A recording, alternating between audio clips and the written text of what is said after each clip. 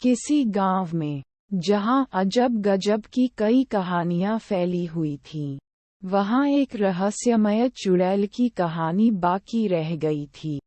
लोग कहते थे कि उस चुड़ैल का नाम लीला था, जो रात्रि में आती थी और गांव के लोगों को डराती थी। गांव का एक युवक विक्रम, जो अपनी साहसिकता और उत्साह के लिए जाना जाता था, उसने चुड़ैल की कहानी को सुनकर भी डर का मुकाबला करने का निर्णय किया।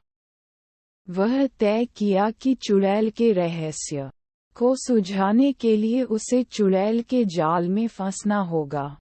एक रात, विक्रम ने अपने दोस्तों के साथ चुड़ैल के पास जाने का निर्णय किया। चुड़ैल के कड़े जाल में फंसकर उन्होंने लीला को देखा, एक रहस्यमय और प्रेम से भरा रूप। विक्रम की आंखों में लीला की अलगा रूप और असीम प्रेम की कहानियां छिपी हुई थीं। वह समझ गया कि लीला की असलीता उसके साथ एक नया अनुभव और प्रेम का संगम है। लेकिन लीला के पास एक रहस्यमय शक्ति थी, जो उसे विक्रम के साथ रहने को रोक रही थी।